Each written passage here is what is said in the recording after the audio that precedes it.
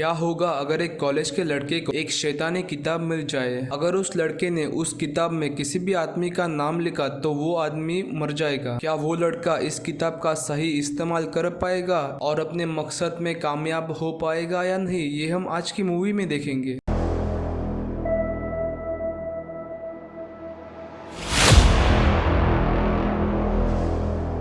तो दोस्तों, मेरा नाम सौरभ है और मूवीज फ्लैश में आप सभी का स्वागत है। मूवी की शुरुआत में हम देख पाते हैं कि सोहम स्कूल के गार्डन में बैठकर पढ़ाई कर रहा था। सोहम एक होशियार स्टूडेंट है और वो बाकी स्टूडेंट का होमवर्क करके पैसा कमाता है। एक दिन वो गार्डन में बैठकर पढ़ाई कर रहा था कि तभी आसमान से एक बुक गिरती है जिसपे डेथ नोट लिखा था। तभी वहाँ पे बहुत जोर से बारिश होने लगती है और कॉलेज के अंदर जाता है। कॉलेज में वो दिखता है कि कुछ सीनियर छोटे बच्चे को परेशान कर रहे थे, लेकिन वो इस मैटर से दूर ही रहना चाहता था, इसलिए वो साइड में होकर सब कुछ देख रहा था। तभी उसकी क्रश नेहा वहाँ पे आती है और उन लड़कों को उस लड़के को परेशान करने से रोकती है, लेकिन वो लड़के नेहा को ही उल्टा परेशान करने लगते हैं। ये देखकर सोहम झगड़े के बीच में आता है और नेहा को प्रोटेक्ट करने की कोशिश करता है। तभी उनमें से एक सीनियर को गुस्सा आ जाता है और वो सोहम को एक पंच करता है, जिसकी वजह से सोहम जमीन पर गिर जाता है और बेहोश हो जाता है। जब सोहम की आंख खुलती है तो वो प्रिंसिपल के केबिन में था और प्रिंसिपल उसे कॉलेज में झगड़ा करने की वजह से डांट रहे थे। उसके बाद सोहम क्लास में जाता है और थोड़ी देर आराम करता है। आराम करने के बाद वो डेथ नोट किताब पढ़ने लगता है। उस किताब के पहले 3 पन्नों पर डेथ नोट के सारे रूल्स लिखे हुए थे। उसके बाद सोहम जब अपने केमिस्ट्री लैब में जाता है तब वो देखता है कि वहाँ पे एक एलियन था। उस एलियन को देखकर वो बहुत ज्यादा घबरा जाता है और वहाँ से भागने लगता है, लेकिन वो एलियन अपने शक्तियों की मदद से दरवाजा बंद कर देता है और क्लासरूम में रखी हुई सारी चीजें उड़ाने लगता है। ये देखकर सोहम टीचर के डेस्क के नीचे छुपने के लिए जाता है, लेकिन एलियन वो डेस्क भी अपने पावर की मदद से साइड करता है। उसके बाद वो एलियन सोहम के सामने आता है और कहता है कि मेरा नाम रियूक है। रियूक कहता है कि तुम मुझसे डरो मत, मैं तुम्हें कुछ नहीं करूंगा, और जाकर थोड़ा खिड़की के नीचे देखो। खिड़की के नीचे सोहम को कुछ लड़के किसी जूनियर को परेशान करते हुए दिखते हैं। ये देखकर रियूक कहता है कि तुम उसका नाम इस नोटबुक में लिखो और उसको उसकी गलती की सजा जरूर मिलेगी। ये सुनने के बाद रोहन उस सीनियर लड़के का नाम डेथ नोट नोटबुक में लिखता है। उसका नाम लिखने के बाद सोहम देखता है कि सड़क पर एक लड़का कार के सामने आ जाता है और उस लड़के को बचाने के लिए कार मुड़ जाती है और कार एक ट्रक पर जाकर लगती है और ट्रक पर जो सीढ़ी थी वो सीधा जाकर उस लड़के के दिमाग में घुस जाती है और वो वहां पे ही मर जाता है। ये देखकर सोहम बहुत घबरा जाता है, लेकिन रियूक उसे कहता है कि तुम इसमें जिस भी आदमी का नाम लिखोगे वो मर जाएगा। इतना बोलने के बाद रियूक वहां से गायब हो जाता है। उसके बाद सोहम वापस घर में जाता है और उस किताब के सारे रूल्स पढ़ने लगता है। तभी वहाँ पे रियूक आ जाता है। रियूक सोहम को कहता है कि तुम जिसका भी नाम इस डेथ नोट में लिखोगे वो मेरे कंट्रोल में होगा अगले 48 आवर्स के लिए, और अगर उसने कुछ बुरा किया होगा तो मैं उसे मार डालूंगा। ये सुनने के बाद सोहम उस आदमी का नाम लिखता है जिसने उसके माँ को मारा था। सोहम के नाम लिखने के बाद वो आदमी होटल में ही मर जाता है। डेथ नोट को और अच्छे से समझने के लिए सोहम डेथ नोट को और ज्यादा ध्यान से पढ़ने लगता है। तभी मिया नाम की लड़की उसे डेथ नोट पढ़ते हुए देख लेती है। मिया डेथ नोट के बारे में सोहम से बातें करती है, लेकिन उसको सोहम की बातों पर जरा सा भी विश्वास नहीं होता। सोहम मिया को डेथ नोट की पावर दिखाने के लिए स्कूल के लाइब्रेरी में लेकर जाता है। उसके बाद सोहम एक क्रिमिनल का नाम उस नोटबुक पे लिखता है और उसके नीचे उसने क्या गुनाह किया है वो भी लिखता है। थोड़ी ही देर बाद वो क्रिमिनल पुलिस की गाड़ी के नीचे आने की वजह से मर जाता है। ये देखकर मिया को भी उसके बातों पर भरोसा होने लगता है। मिया कहती है कि अगर ये सब कुछ सच है तो हम इसकी मदद से पूरी दुनिया में से क्राइम करने वाले लोगों को निकाल सकते हैं। उसके बाद दोनों मिलकर ऐसे लोगों की लिस्ट बनाते हैं जिन्होंने बहुत बड़े क्राइम्स किए हुए हैं और गवर्नमेंट भी उनका कुछ नहीं कर पाती। सोहम जिन भी लोगों को मारता है उनको मारने के बाद वो उनके पास एक नोट छोड़ जाता है। उस नोट पे लिखा था कि ये मर्डर किया ने किया हुआ है। पूरी दुनिया में इतने सारे मर्डर्स के वजह से सारी डिटेक्टिव टीम अलर्ट हो जाती है। न्यूज में भी सिर्फ यही आ रहा था कि किया नाम के आदमी ने इस गुंडे को मारा तो अगले दिन उस गुंडे को मारा।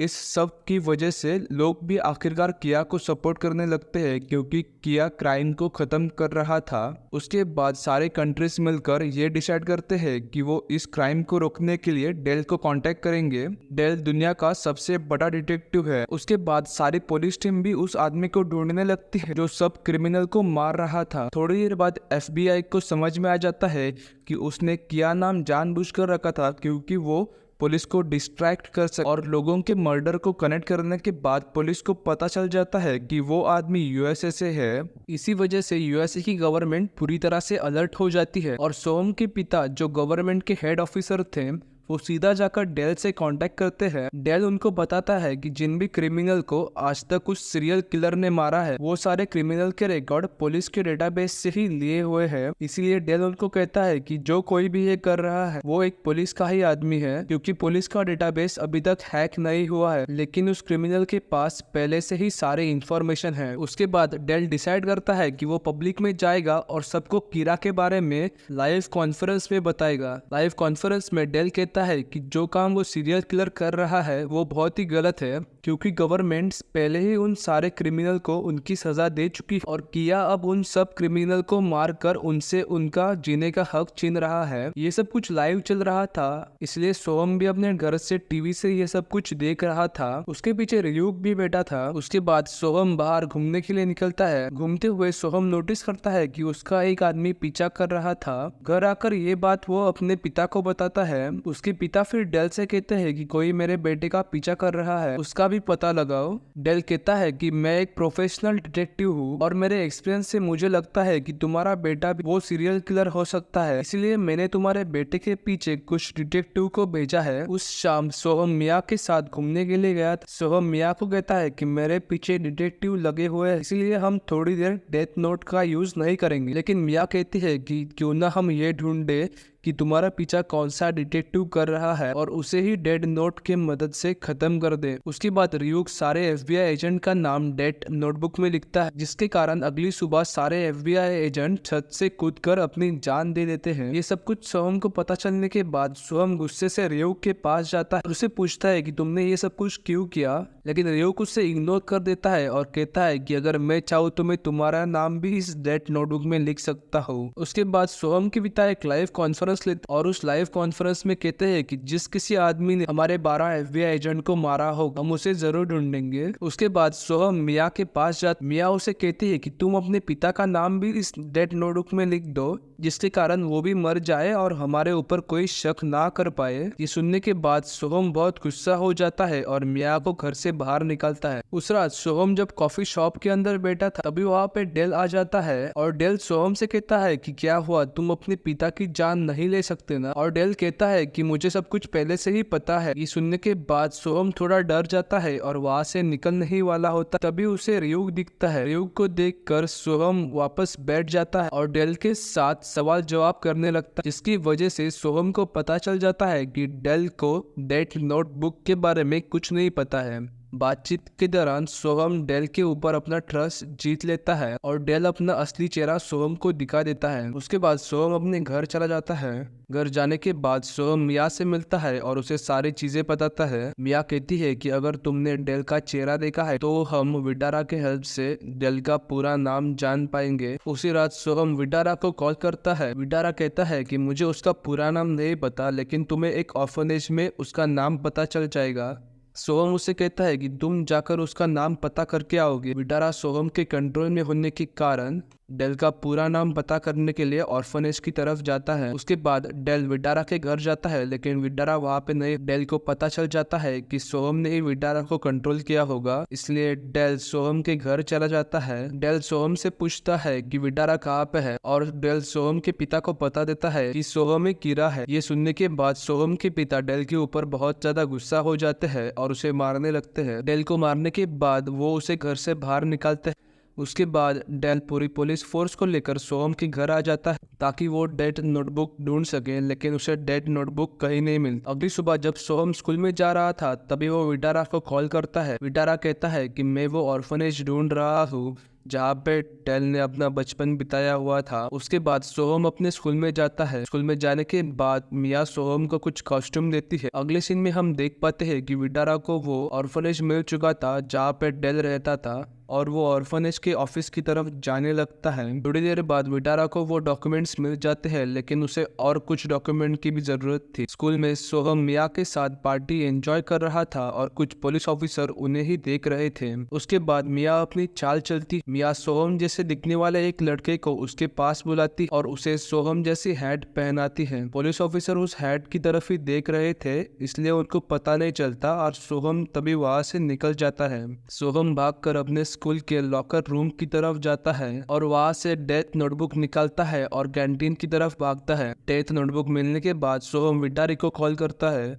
विटारी को भी डेल का असली नाम पता चल चुका था और विटारी सोहम को डेल का असली नाम बताने ही वाला होता है कि तभी वहां पे दो पुलिस ऑफिसर आ जाते हैं और विटारी को मार डालते हैं। ये जानने के बाद सोहम को बहुत ज्यादा गुस्सा आ जाता है। रियोग सोहम को बताता है कि विटारी की लोकेशन मिया ने ही पुलिस को दी थी। ये सुनने के बाद सोहम मिया के पास जाता है और उसे पूछता है कि तुमने विटारा की जान क्यों ली। मिया कहती है कि अगर मैंने उसकी जान नहीं ली होती तो हम दोनों भी फंस जाते और मैंने ही वो 12 ऑफिसर के नाम नोटबुक में लिखे थे जो छत से ऊपर कूदकर मर गए। आगे मिया कहती है कि मुझे वो नोटबुक दे दो, लेकिन सोहम उसे नोटबुक देने से साफ इनकार कर देता है। लेकिन मिया कहती है कि मैंने एक पेज पर तुम्हारा नाम भी लिखा है और उसमें लिखा है कि तुम आज रात मर जाओगे। अगर तुम्हें जिंदा रहना है तो तुम मुझे वो नोटबुक दे दो। उसके बाद डेल को विटारी के मौत के बारे में सब कुछ पता चल जाता है, इसलिए डेल गुस्से से सोहम के स्कूल की तरफ जाता है। लेकिन तभी सोहम के पिता अपने पूरे पुलिस फोर्स को ऑर्डर देते हैं कि वो डेल को जल्द से जल्द पकड़े। मिया ने सोहम को धोखा दिया था, इसलिए सोहम को बहुत बुरा लगता है और सोहम वहां से भाग जाता है। सोहम को भागते देख डेल भी उसका पीछा करता है और एक पॉइंट पर डेल सोहम को गन शॉट पर लेता है। डेल सोहम को मारने ही वाला होता है कि तभी अचानक किचन से एक आदमी आता है और डेल के सर के ऊपर जोर से मारता है। ये देखकर सोहम वहां से जल्दी भागकर जायंट व्हील की तरफ जाता है। मिया भी उसके साथ जायंट व्हील के अंदर चली जाती है। जायंट व्हील के ऊपर जाने के बाद सोहम जायंट व्हील की कंट्रोल खराब कर देता है जिससे कि पुलिस उन तक ना पहुंच सके। सोहम मिया से कहता है कि हम वो नोटबुक जला देते हैं और अपनी अच्छी लाइफ जीते हैं, लेकिन मिया सोहम से कहती है कि मुझे वो नोटबुक चाहिए। तभी सोहम के पिता वहां पे आ जाते हैं। सोहम जब अपने पिता को देख रहा था तभी मिया उसके हाथ से वो नोटबुक छीन लेती है। उसके तुरंत बाद वो जायंट व्हील खराब हो जाता है और टूटने लगता है। सोहम मिया को बहुत मुश्किल से पकड़ता है, लेकिन थोड़ी देर बाद सोहम का भी हाथ छूट जाता है और वो दोनों गिर जाते हैं। उनके साथ वो डेथ नोटबुक भी पानी के अंदर गिर जाती है और वो पेज जिसपे सोहम का नाम लिखा था वो आग में जलकर राख हो जाता है, जिससे कि सोहम की जिंदगी भी बच चुकी थी। उसके बाद हमें दिखाया जाता है कि नदी के किनारे वो नोटबुक किसी और आदमी को मिल जाती है और इसी एंडिंग के साथ ये मूवी यहाँ पे खत्म हो जाती है।